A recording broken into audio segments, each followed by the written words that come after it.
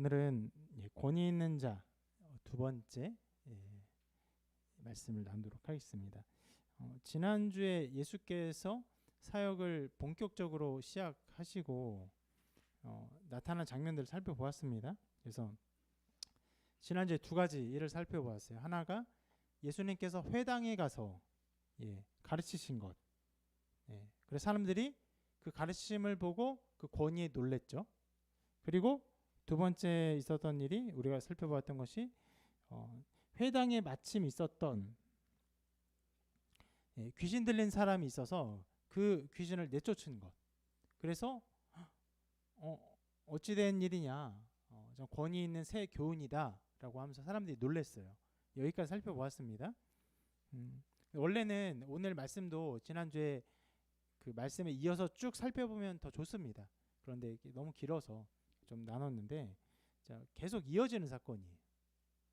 그래서 자, 오늘 말씀 보면 처음에 이렇게 기록합니다. 자, 회당에서 나와 곧 야고보와 요한과 함께 시몬과 안드레의 집에 들어가시니, 자, 앞에 뭐라고 나와 있죠? 회당에서 나와.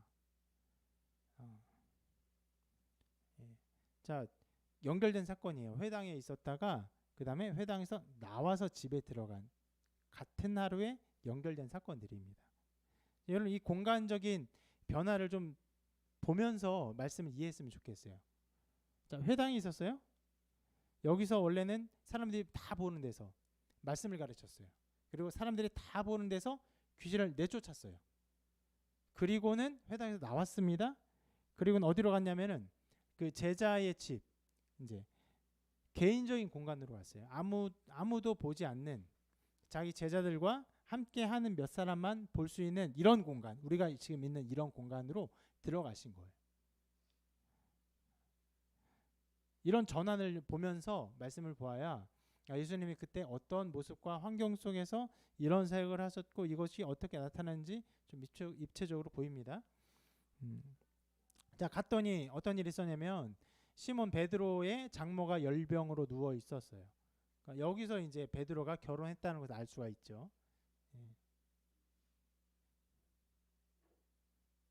그런데 이 열병이 죽을 병이다라고까지는 말하진 않아요.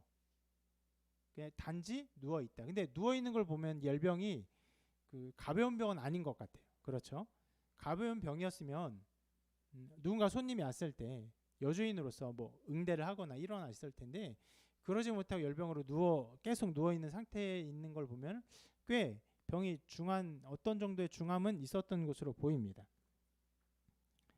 그 상황에서 자, 이렇게 성경 기록합니다. 사람들이 곧 그 여자에 대하여 예수께 여짜오는데 나아가서 그 손을 잡아 일으키시니 열병이 떠나고 여자가 그들에게 수종드니라. 자, 굉장히 짧게 이 여자를 치유한 사건들을 말하고 있는데, 자, 이 병고침 안에서 우리 몇 가지를 좀 살펴보고자 합니다. 먼저는 이 병고침을 간구하는 태도에 대해서 좀 생각해 보기를 바라요.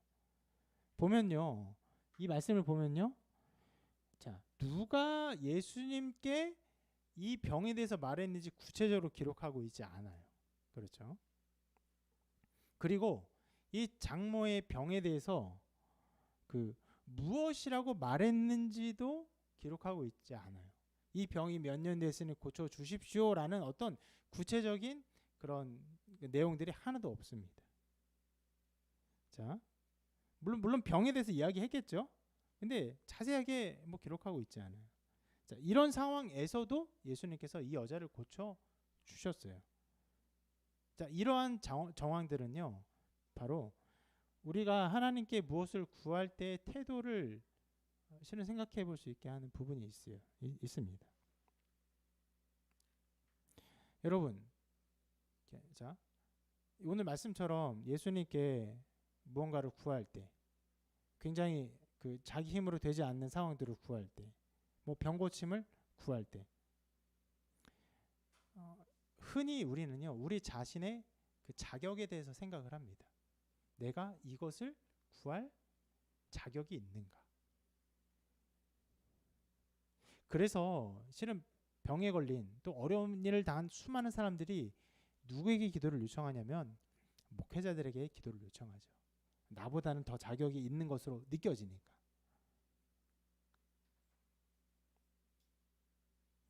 그래서 자신의 자격을 생각하면서 내가 신앙적으로 하나님 앞에 온전히 서 있었던가 이런 것들을 돌아보는 것이 보통입니다. 그러면 여러분 그렇게 돌아볼 때 거의 모든 사람이 어떤 느낌을 들까요? 가지게 될까요? 부족함. 내가 부족한데. 이런 느낌을 갖게 됩니다. 그러면서 하나님께 이 어떤 초자연적인 이 병고침이라든지 어떤 사업의 어려움이라든지 어떤 내 힘으로 할 수 없는 것들을 구하려고 할 때에 이것을 구할 만한 어떤 자기의 자격이 없다는 것을 알게 돼요. 이것을 구할 만큼 내가 하나님께 이제까지 뭐 해온 것이 정말 없다는 것을 돌아보게 됩니다. 누구나 다 그래요. 다 그래요. 그러면 그럴 때 보통 또 갖게 되는 태도가 있어요. 어떤 태도냐면 하나님 이 병을 고쳐주시면 제가 앞으로 잘하겠습니다. 네. 앞으로 제가 예배 잘 드리겠습니다. 앞으로 제가 헌금생활 잘하겠습니다. 내가 참 다른 사람들이 못되게 굴었는데 정말 다른 사람에게 잘하겠습니다. 이런 얘기를 하죠. 그러니까 앞으로의 날들을 담보로 하나님께 구하는 거예요. 왜 그런 마음을 갖고 있냐면은 자신에게 굉장히 부족함이 많다는 것을 알기 때문에 그렇죠. 그리고 여러분 하나님께 무언가를 구할 때 구하는 내용에 대해서도 우리가 종종 이렇게 생각하는 일이 많아요. 뭐냐면 어떤 기도 응답을 받기 위해서는 아주 구체적으로 정확하게 기도를 해야 한다. 두루뭉술하게 애매하게 기도하는 것은 기도 응답받기 어렵다 이렇게 생각하는 일들이 있어요. 특히 여러분 그런 기도를 할 때는 더 이렇게 기도하는데 미래 배우자에 대해서 기도할 때 여러분 아주 구체적으로 기도하십시오. 이렇게 가르치는 사람이 있어요. 그래서 정말 뭐 무슨 결혼 정보 그 사이트에 나온 것 같은 디테일로 기도하는 사람도 있어요.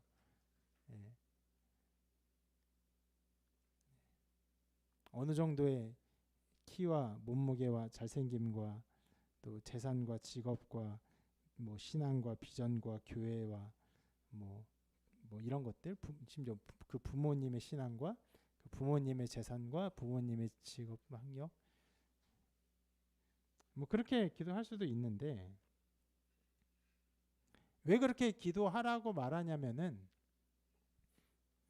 자, 그 안에 실은 꽤 건강한 어떤 그 논리들이 있는데 그렇게 기도하지 않는 것은 그러니까 구체적으로 기도하지 않는 태도에는 그것을 믿지 못하는 마음이 있다는 거예요.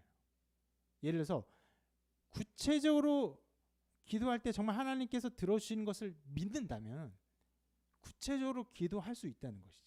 그러니까 구체적으로 하나하나 생각해서 아뢰할 때 그것을 정말 들어주실 것을 믿는 믿음 안에서 하나님이 그 기도 응답해 주실 것이다. 근데 그 반대로 믿지 못하면 이 내용이 되게 구체적이 되지 않고 두루뭉술하게 믿지 못하니까 그렇게 되는 일이 있기 때문에 그렇게 구체적으로 기도하라라는 말들이 있는 것이죠. 그래서 여러분 그럴 필요가 분명 있습니다. 있긴 있어요. 그렇지만 오늘 말씀을 보시면 이 면에서는 어떤 면에서도 이 장모의 열병을 치료하는 데 있어서 뭐 이것을 간구한 사람들의 어떤 자격, 이들의 태도, 이 간구의 내용의 구체성이 아무것도 나타나지 않았어요. 여기서 보여주는 사건이 이 사건이 보여주는 내용이 무엇입니까? 이것이죠. 한 병든 여자를 집에서 만나게 되었고 주께서 그 여자를 긍휼히 여기사 그를 고쳐주셨다는 거예요. 바로 여기서는요. 기도자의 어떤 것들을 주목하게 하기보다는 바로 주님을 주목하게 하고 있는 것이에요. 주님이 어떤 분이십니까? 긍휼히 여기시는 분이세요. 불쌍히 여기시는 분이세요. 실은요, 오늘 말씀 본문 안에 또 치유의 장면이 나오는데 거기에도 많이 강조된 것이 주께서 누구를? 사람들을 불쌍히 여기신다는 거예요. 여러분, 이러한 주님을 바라보시길 바랍니다. 여기 안에 실은 우리가 지난주에도 지지난주에도 기도 제목을 나눴더니 여러 가지 기도 제목이 많이 나오는 것을 보았는데, 실은 우리 삶에 무언가 이렇게 기도할 내용들이 많이 있어요. 우리 힘으로 할 수 없는, 그리고 내 힘으로 할 수 없는 어려움들이 삶에 분명히 있습니다. 여러분, 그런 어려움이 있을 때 하나님 앞에 가지고 나아가십시오. 우리를 불쌍히 여기시는, 긍휼히 여기시는 주님을 바라보며 나의 연약함과 나의 부족함, 그런 것을 재지 마시고, 나의 조건들 재지 마시고, 심지어 내가 기도를 잘 못하는데, 내가 기도를 정말 믿는 마음으로 하지도 못해서 그냥 구체적으로 기도하지도 못하는데, 이런 마음이 들지라도 우리를 긍휼히 여기시는 그리스도를 바라보며 나아가십시오. 그러면 주님께서 그들을 불쌍히 여기십니다. 그런 우리를 불쌍히 여기세요. 그런 정말 어떤 면에서는 뻔뻔하기도 하죠. 뻔뻔하기도 하고, 실은 여러분, 어려움 당한 사람이 뻔뻔합니다. 정말 어려움 당해야 나 도와주세요 하는 거예요. 길에서 누가 나를 죽이려고 할 때야 낯을 얼굴 팔리는 걸 생각지 않고 도와주세요 외치는 거죠. 하나님께 나아가, 하나님 나를 도와주십시오. 하나님, 제가 이것 때문에 너무 어렵습니다. 괴롭습니다. 도와주십시오. 그렇게 나아가는 여러분 되시기를 바랍니다. 그리고 이 여인이 고침받은 이후에 어떤 일을 했는지 한번 보기를 바랍니다. 자, 이렇게 기록하고 있어요. 아까 봤던 말씀인데, 나아가사 그 손을 잡아 일으키시니 열방이 떠났어요. 그리고 뭐 했습니까? 여자가 그들에게 수종되니라. 자, 여자가 뭘 했어요? 자기가 할 수 있는 일을 했어요. 그 가정에서, 자기 집이에요. 자기 집에서 여주인으로서 할 수 있는, 그들을 수종들고 돕는 일을 했던 것이에요.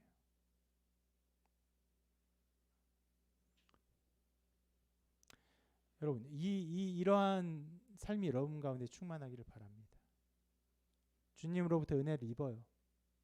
입고는 그것에 감사해서 여러분이 할 수 있는 선에서 그것을 주님께 드리며 그것으로 하나님께 갚아드리는 삶을 살기를 바랍니다.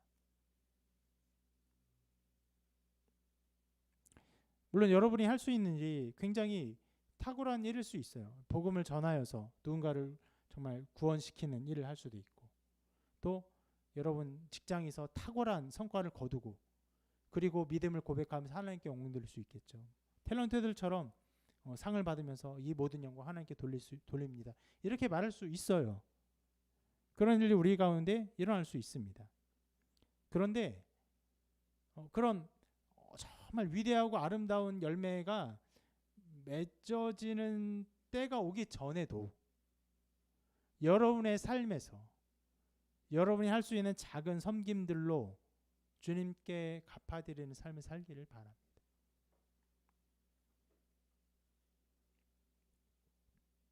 베드로의 장모가 할 수 있는 일이 무엇이 있었을까요? 그 당시 안식일이었어요. 실은 또 그러니까 별로 일해서도 안 되고, 그러니까 할 수 있는 한 자기가 할 수 있는 행동들, 그냥 그들을 섬겼던 것이에요.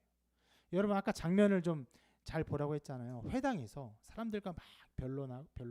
예수님 가르치시고 주신 내쫓으시고 엄청난 일을 하다가 이제 작은 집에 와서 여인을 고쳐줬어요. 여인이 감사해서 주님과 그 사람들을 섬겨주는, 굉장히 가정적이고도 또 어떤 면에서는 그 목가적인 느낌이 드는 그런 아름다운 장면이 이곳에 담겨 있는 것이. 이런 섬김이 여러분 가운데 있기를 바랍니다. 이 말씀을 나누면서 실은 이 말씀을 준비하기 전에 실은 그 어떤 지체가 오늘 점심에 음식을 준비해 온다는 소식을 들었습니다. 우리가 교회를 개척한 이후로 점심을 사모가 아닌 다른 사람이 준비한 첫날이에요.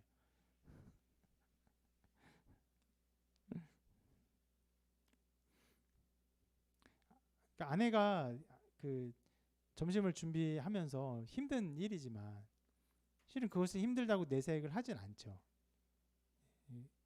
저기 좀 친한 사모님한테 좀 내색해요. 저 힘들다고. 힘든 일이니까. 근데 여러분한테 내가 하지 않죠. 왜냐면 내색해서 될 일이 아니니까. 아내가 해야 할 일임을 그것도 자신의 또 달란트가 거기에 또 있으면 알고 있으니까 열심히 했고 수고했죠. 그래서 그것을 뭐 도와달라, 이것을 어렵다라고 이걸 내비치지 않았음에도 불구하고 이것을 도와주려는 어떤 마음이 아니라 정말 이 교회에 와서 교회를 위해서 자신의 어떤 손내밈을 내밀고 싶은 그 마음을 보여주었던 것, 너무나 감사합니다. 그래서 오늘 이 말씀을 준비하면서 너무나 닮아 있는 거예요. 이들을 수종들었던 이 베드로의 장모. 실은 베드로 장모가 신앙이 얼마나 뭐 위대한지 이것도 안 나타나요. 위에도 거의 사라집니다. 그러나 받은 그 병고침에 대해 감사해서 그들을 섬겼던 것처럼 그런 섬김이 우리 가운데 이미 나타나 있어서 너무너무 감사합니다.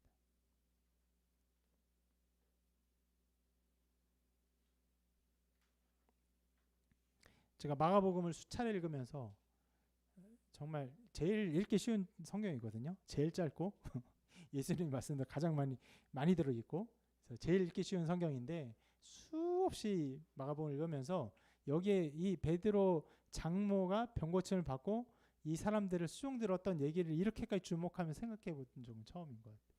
그리고 그런 모습이 우리 가운데 이게 열매처럼 나타나고 있음을 볼 수 있는 것도 너무나 감사했어요.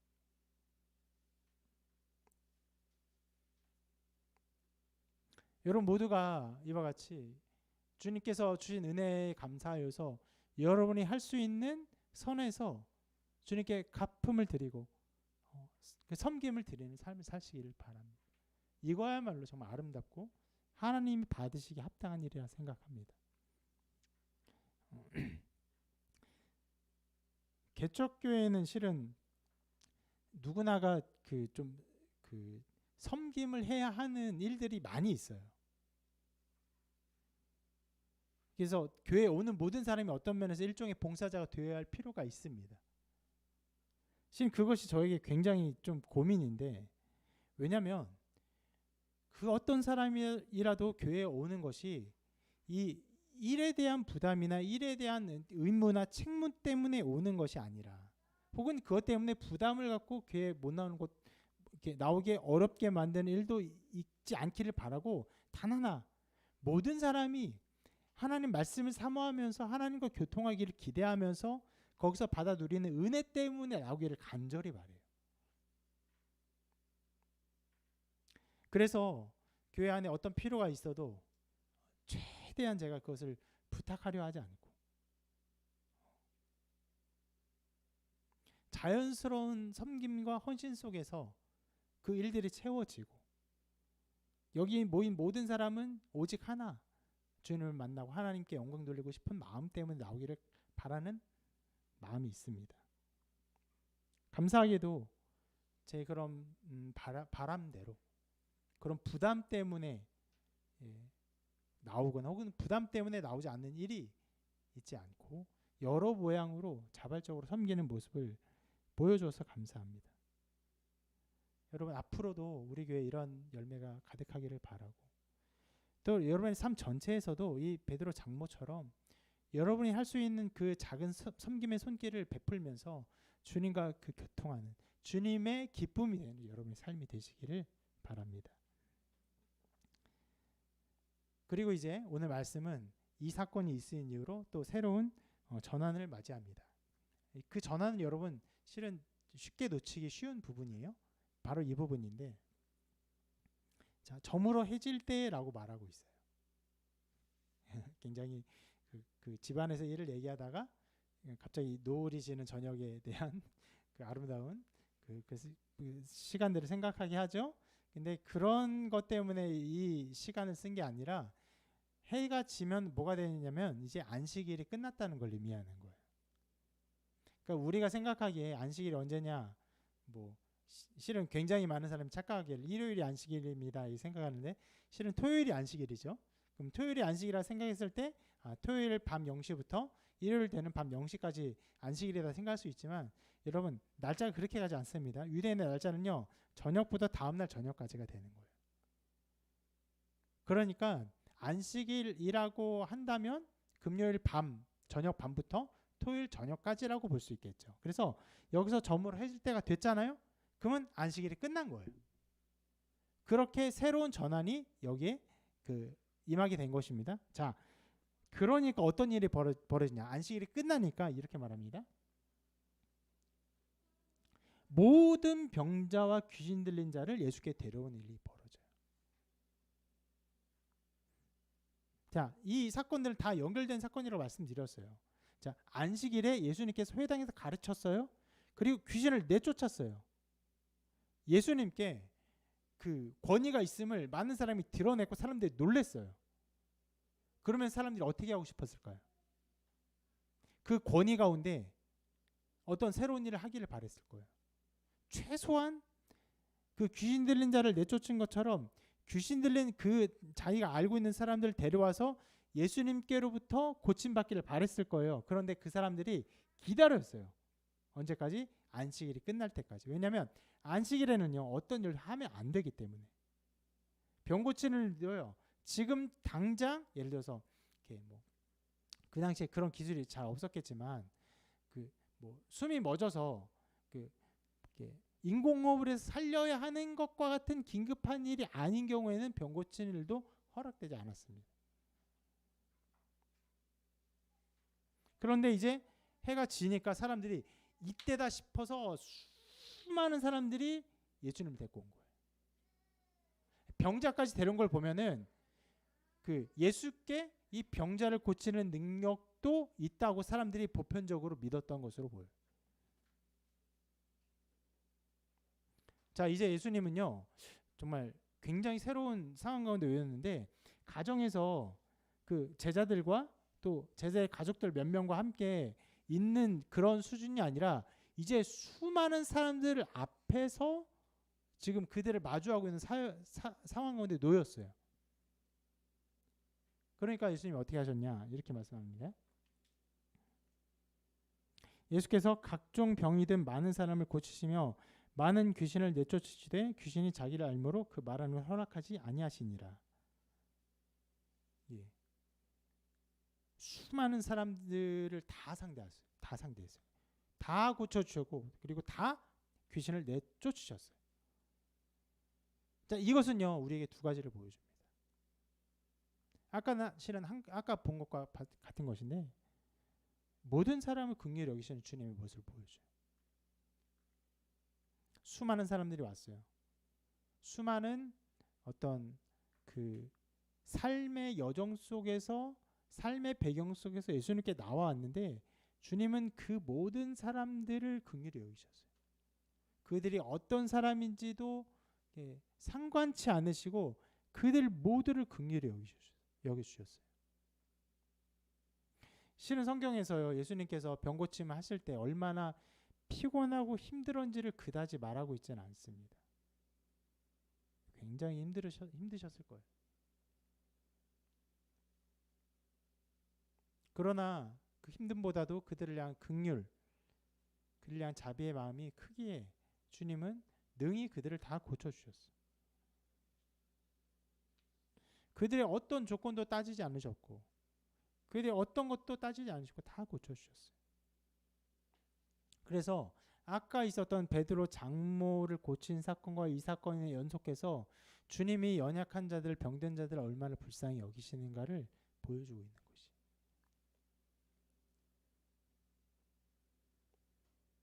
그렇게 주님은요 연약한 자를 긍휼히 여기십니다. 그리고 또 하나 보여주는 것은 바로 이것이죠. 이것이 어떻게 보면 이 전체 장면에서 보여주려는 핵심이죠. 바로 예수님의 권위를 더욱 크게 드러내는 것입니다. 자, 이 사건에 연결된 사건의 처음이 바로 회당에서 가르치신 것이었어요. 그리고 권위가 드러났고 회당에서 귀신을 내쫓은 것으로 권위가 드러났어요. 그 권위를 보자. 실은 예수님께서 그때 당시에는 그 회당에서 사람 병을 고친 것도 없었는데 사람들이 예수께 있는 그 하나님의 권위를 보고는 병자와 귀신 들린 자를 다 데리고 왔어요. 그리고는 그 수많은 사람을 다 고치시는 거예요. 압도적으로 주님께 모든 이 권위가 있음을 드러내고 있는 사건이 바로 이 사건인 것입니다.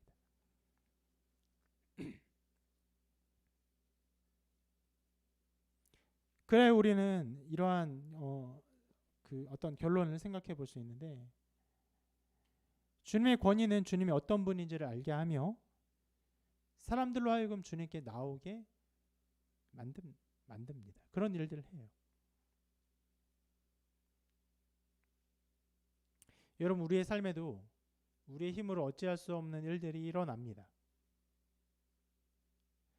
나이가 먹을수록 점점 그거를 느껴요. 인간의 능력을 초월한 일들이 일어나요. 그럴 때 어려움을 당할 때 누군가 하나님의 권능을 보면요. 그 하나님의 권능에 끌려 나올 수밖에 없어요. 그래서 여러분 하나님은 없다라고 말하고 생각하는 수많은 사람들이 있죠. 세상에. 너무 걱정하지 마십시오. 그들의 인생에 분명히 어려운 일이 생길 거예요. 고난이 생길 거예요. 그리고 자기의 힘으로 감당할 수 없는 일이 생길 거예요. 그럴 때 그들이 자기의 힘으로 될 수 없는 것을 느껴요. 그리고 어떻게 됩니까? 그들이 어떤 신적인 도움을 구해요. 그런 가운데서 그 사람들이 여러분을 볼 것입니다. 비록 여러분이 예수님처럼 병을 고치고 귀신을 내쫓는 이런 권능이 있는 것은 아닐지라도 그럴지라도 여러분의 얼굴에 나타나 있는 하나님의 영광을 아는 빛이 그들에게 남달리 보일 거예요.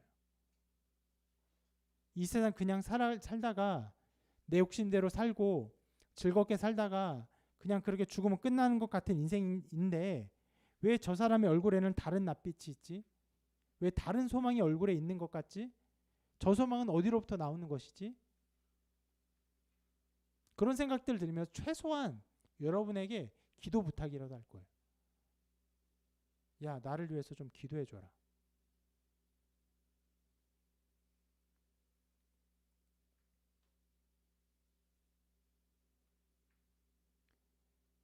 그런 걸 생각해 볼 때 여러분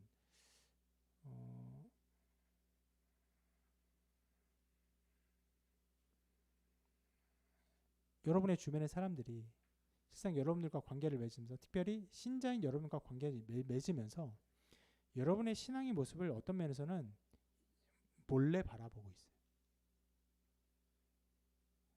아무것도 아닌 것처럼 무시하는 것 같지만 그렇지 않아요. 그렇게 여러분은 분명히 신앙의 도구로 쓰이게 될 것이고 쓰일 날이 올 것입니다.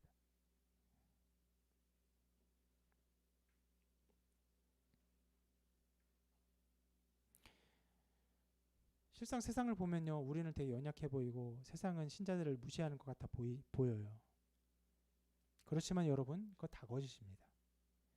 성경이 말하기를 사람 마음 안에 영원을 사모하는 마음을 주셨다고 했어요.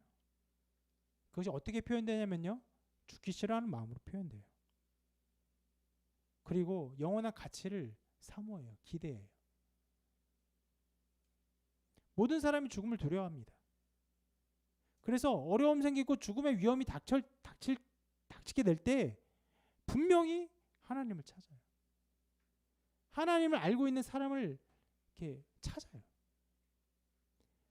그럴 때 여러분에게 나타나 있는 하나님의 권능을 보고 하나님께 나오는 열매가 맺어지기를 바랍니다. 예수님의 권능을 보고 사람들이 수없이 몰려든 것처럼 죽어도 지키는 여러분의 진심에 담겨있는 하나님의 영광을 보고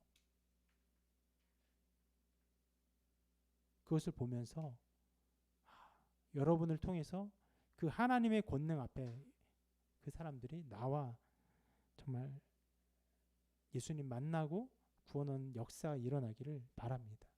여러분 그래서 기대하고 사모하십시오. 특별히 하나님은요, 특별히 주님은 여기서는 자신의 권능을 직접적으로 보이셨지만 지금 시대에는 그렇게 보이시려고 역사하시지 않으시죠. 누구를 통해 보이십니까? 우리를 통해 성령으로 말미암아 자신의 권능을 드러내세요. 그러한 하나님의 역사하심 속에서 하나님의 권능이 우리 삶 가운데 나타날 줄로 믿습니다. 그리고 이어서 말씀은 다음 날 새벽으로 이제 우리를 인도합니다. 이렇게 말씀하는데요. 새벽 아직도 밝기 전에 예수께서 일어나 나가 한적한 곳으로 가사 거기서 기도하시더니, 자, 새벽에 동이 트기도 전에 나가셨어요. 전날 분명히 해 질 때에 사람들이 왔기 때문에 굉장히 밤늦게까지 사역을 하셨을 거예요. 그런데 해가 뜨기도 전에 주님께서 한적한 곳으로 가셨습니다. 이것이 주님이 바라셨던 것이고 주님이 필요로 했던 것이죠. 하나님과의 내밀한 교통, 기도의 시간. 그런데 여러분, 여기서 제자들의 모습은 예수님의 모습과 굉장히 대조됩니다. 이렇게 말하고 있는데요. 시몬과 및 그와 함께 있는 자들이 예수의 뒤를 따라가 만나서 이르되 모든 사람이 주를 찾나이다. 자, 여러분, 예수님은 무엇을 보고 계시죠? 한적한 곳에서 하나님만 바라보고 있어요. 제자들은 무엇을 바라보고 있죠? 거기 모인 수많은 사람들을 바라보고 있어요. 그 사람들의 필요가 있으니까 어떻게까지 했냐면 기도하시는 예수님을 추적해서 찾아내기까지 한 거예요. 따로 한적한 곳에 가셨는데 굳이 찾아가서 어떻게 보면 그 기도를 방해하면서까지 예수님께 이렇게 말한 거예요. 뭐라고요? 이렇게 모든 사람이 주를 찾나이다. 자, 이 대조를 기억하시길 바랍니다.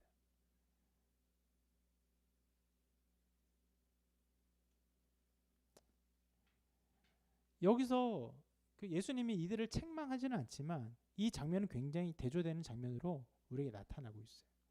주님이 어떤 분인가? 이것을 성경은 계속 보여주고 있는 것이거든요. 주님은 이런 상황 속에서도 한적한 곳에 나아가 하나님과 내밀한 교통을 바라셨던 분이심을 보여주고 있는 것입니다. 물론 주님은요, 우리가 이 마가복음 처음 볼 때처럼 그 광야에서 사역하지 않으시고요. 가버나움으로 갈릴리로 사람들이 있는 곳으로 오셨던 분이세요. 사람들과 함께 교통하고 호흡하기를 바라셨던 분이세요. 그러나 그럼에도 불구하고 주님과 하나님과 이 내밀한 교통을 위해서 자신의 시간을 떼어놓고 한적한 곳을 찾아서 기도하실 정도로 매우 피곤한 상태에 그들 무릅쓰고라도 이 시간을 가지셨던 분이심을 보여주고 있는 것이. 그리고 이것은 우리로 하여금 주님이 계셨던 그 자리로 인도하고 있는 것이에요. 주님이 내밀하고 그리고 조용하고 아무도 없는 그 기도의 자리를 사모하셨던 것처럼 우리도 아무에게도 방해받지 않고 그리고 내밀한 그 은밀한 이 기도의 자리를 사모해야 합니다.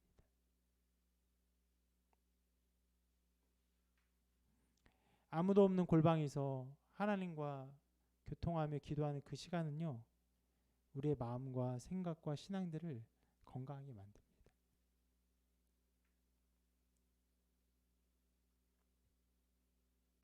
자고 일어나면요, 일어나는 즉시로 우리는 우리의 모든 마음의 상태가 우리에게 향해 있음을 느껴요. 깨자마자 졸린데, 깨자마자 화장실 가고 싶은데, 깨자마자 배고픈데.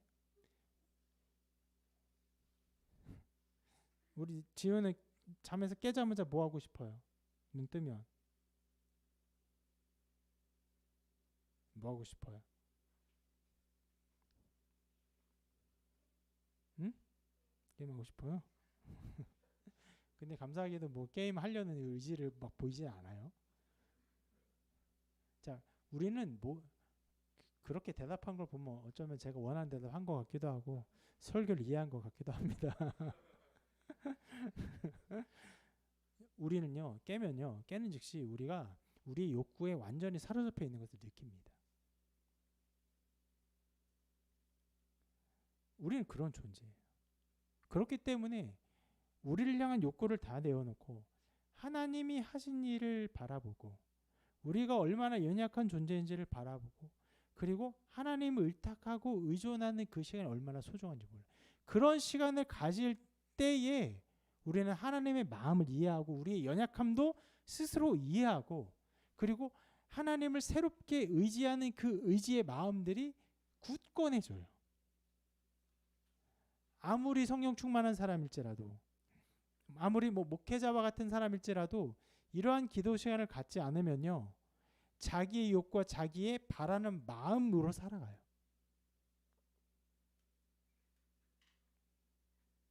그러나 그 골방의 시간은요. 하나님이 어떠한 분인지 알게 하며 우리가 어떤 존재인지 알게 하고 얼마나 연약한 존재인지를 깨닫게 합니다.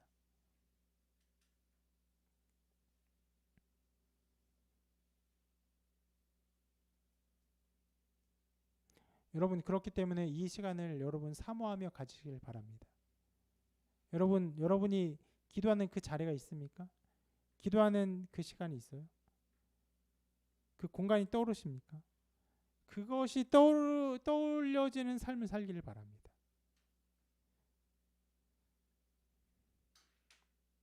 여러분 시간이 너무 그렇게 길지 않아도 괜찮아요. 정말 정직하게 하나님 앞에 나의 마음을 내어놓고 하나님의 은혜를 구하는 그 시간은요. 그렇게 길지 않아도 괜찮아요. 그러나 정말 정직해야 돼요. 어떻게까지요? 하나님 뭘 기도해야 할지 모르겠습니다. 라고까지 정직해야 돼요. 그리고 계속 눈 감고 기도해 보세요. 하나님 뭘 구해야 할지 모르겠지만 하나님을 더 알기를 바랍니다. 하나님을 더 의지하기를 바랍니다. 하나님 더 사랑하기를 바랍니다.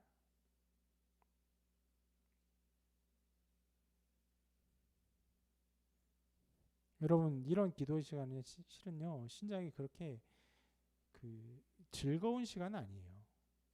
힘든 시간입니다. 왜냐하면 우리의 존재 자체가 늘 나를 의존하는 나를 전적으로 의존하는 존재이기 때문에 나를 내어놓고 하나님을 의지하는 것 보이지 않는 하나님을 의지하는 건 굉장히 쉽지 않은 일입니다. 특히 정말로 기도를 하려고 하면 할수록 이 기도는 어려워져요. 기도를 대충 하려고 하면 어렵지 않습니다.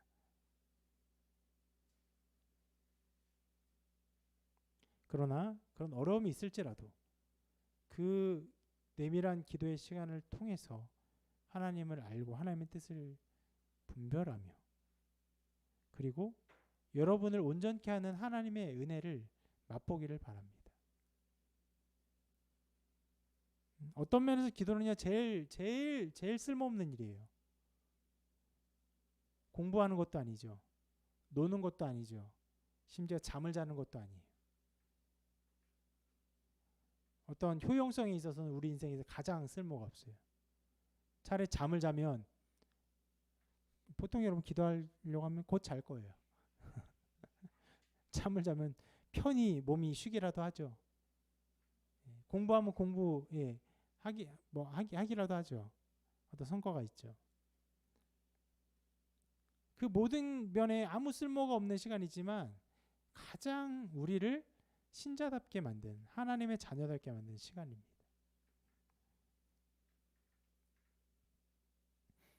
이런 시간을 가진 적이 없다면 여러분 정말 짧은 시간도 좋아요. 심지어는 여러분 식사 기도도 괜찮습니다. 식사 기도할 때라도 하나님께 정직하게 1분 기도해 보세요. 식사 기도는 정말 여러분 손은 눈보다 빠르다. 생각은 손보다 빠르다. 거의 의자를 끌어앉으면서 이렇게 기도가 끝날 수 있거든요. 그렇게 기도하는 사람 많아요. 식당에서 기도하기 민망하니까 의자를 이렇게 기도 끝났어요. 실은 머릿속에 기도할 수 있어요. 근데 여러분 10기도에 1분 기도하려고 해보십시오. 굉장히 길어요. 그 시간도 좋으니까 정직하게 하나님께 기도하려고 해보십시오. 하나님의 은혜를 구하시기를 바랍니다. 그러면 그 시간은 우리의 모습을 드러낼 거예요. 되게 부끄러운 모습도 드러낼 겁니다. 그리고 하나님의 은혜가 정말로 우리에게 필요하다는 것을 알게 해줄 겁니다. 무엇보다 여러분 오늘 말씀이 가르쳐준 것처럼 예수님이 바로 그 기도의 자리를 가졌다는 것, 그 힘든 와중에서도 기도의 자리를 가졌다는 것을 기억하시길 바랍니다. 그래서 그 기도 이후에 예수님이 이런 말씀을 하십니다. 이르시되 우리가 다른 가까운 마을들로 가자. 거기서도 전도하리니 내가 이를 위하여 왔노라 하시고 이에 온 갈릴리에 다니시며 그들의 여러 회당에서 전도하시고 또 귀신들을 내쫓으시더라. 자, 물론 여러분 성경이요.